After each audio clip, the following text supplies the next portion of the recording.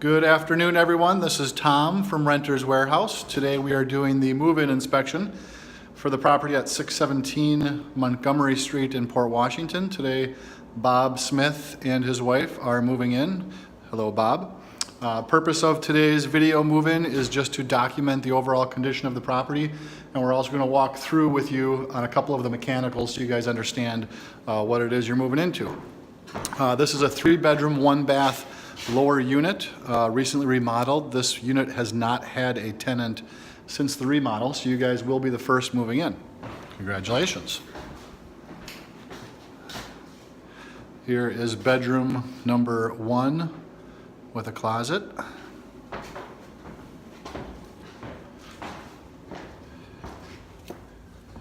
Here we have bedroom number 2.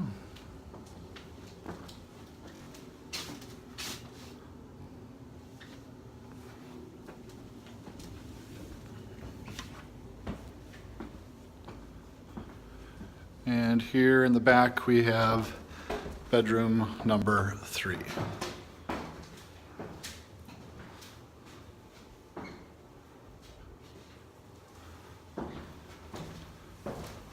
So as we're checking out the kitchen and bathroom with you guys, we are going to point out a few things regards to plumbing. We are going to show you that the plumbing lines are working properly and that there are no leaks or backups. We're also going to point out to you guys where the shutoffs are. So in the event that you need to turn water off, you can see the hot and cold water is clearly labeled, and that's where your shutoff is for both of those lines. We'll notice that the plumbing lines are working and we don't appear to have any leaks. And then we'll point out to you guys also that it is the tenant's responsibility to keep these drains open. So we're going to caution you guys on putting anything down the drains that should not go down the drains, such as food, grease, hair, kids' toys, anything that should not be going down there. Moving into the bathroom here, we're going to turn on all the plumbing, make sure everything works.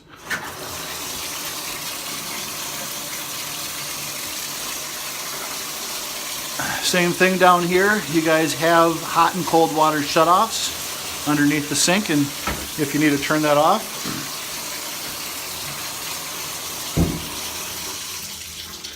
And same thing, we're going to show you guys that all of the drains appear to be open and working. On this toilet, we're going to point out that this is one of those energy efficient toilets. It's a low flow toilet. It gives you 2 options. 1 flush, 2 flushes. Keep in mind, although this will save you money on your water bill, it's not going to use as much water to flush your toilet, so keep that in mind in terms of how much you're putting down there. You might want to consider using both buttons at the same time for more water. Okay. The other thing we're going to point out in the bathroom and kitchen, I actually forgot in the kitchen, is there are GFI outlets in this house. Since it is remodeled, these little GFI switches are basically little circuit breakers for you guys. So in the event that you lose power in the kitchen, the bathroom, or anywhere in the house for that matter, make sure you guys check the little circuit breakers here on the GFI. The top button is the one that will reset it to make it work. And then again, like I mentioned, in the kitchen, there is going to be a GFI here also. You'll typically find GFI outlets anywhere near water sources, so this has the same one there. All right, we've done the kitchen and the bathroom. We'll find our way to the basement. So since this is a very old basement, and by old being probably 100 years or more, this does have a clause in the lease that specifically states the tenants should refrain from storing things on the floor here. So I'll tell you guys, you really shouldn't be putting cardboard boxes or anything on the floor, just in the event that this old basement does take on any water.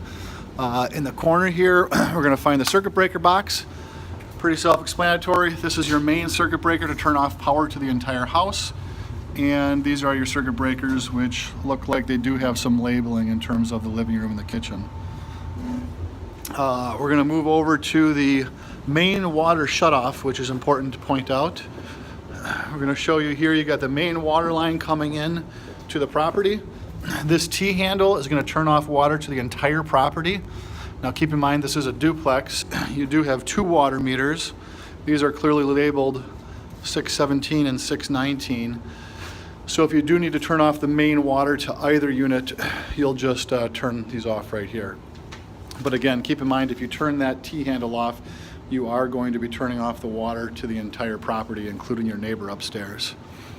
The other thing we're going to point out in the furnace here is the main reset switch. Most furnaces actually have an on-off switch right here. We're going to point out the main gas line, which is your black gas line, and your main off for your gas is right there. You would simply turn this crossways to turn the gas off to the furnace. Your hot water heater is here. We'll check the top, which indicates it is working.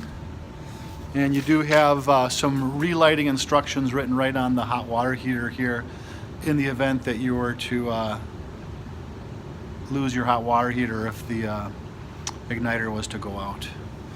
The other thing we'll point out in the basement is that it is the tenant's responsibility to keep the gutter downspout extensions on the property. When we go outside, we'll verify that the downspouts are on. Super important to make sure kids don't kick those off, or the lawnmower doesn't kick them off, anything like that. So we're going to go back upstairs and review our checklist.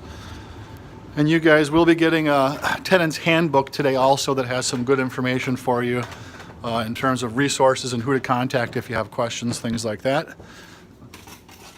So, okay, so in the kitchen and the bathroom, we have verified that the supply lines and the drain lines are working. We did check the GFIs. On the thermos, we did check the furnace. On the thermostat, this house does not have batteries needed. So we've got one of the circular type furnace thermostats. This is pretty self-explanatory. You won't need to put batteries in there. It is, however, tenant's responsibility to maintain things like light bulbs and batteries and smoke detectors, things like that. So we did look at the furnace. We did check all the plumbing. We did talk briefly about making sure that all of the plumbing lines remain open. Plunger in the house. We forgot to verify there is a plunger. If there's not one, the tenants are recommended to have one. This one does have a plunger in the house, so I guess that's just a gift from the landlord. Circuit breakers we did go over. GFI outlets we did go over. We talked briefly about batteries and light bulbs. At this property, you are going to be responsible for the grass cutting, the snow removal, and the weeding. So basically general outside maintenance is going to be your responsibility for the property. Normal routine maintenance, this is more in your tenant booklet, but things like loose doorknobs, screens that get torn, clogged drains, downspouts, things like that are considered normal routine maintenance. The landlord typically will not be required to pay for those normal routine maintenance things. And then if we do have any special instructions for the property, we'll fill these in here. I don't believe we have any special instructions on this property. So that will conclude the move-in at this time for the property at 617 Montgomery Street in Port Washington.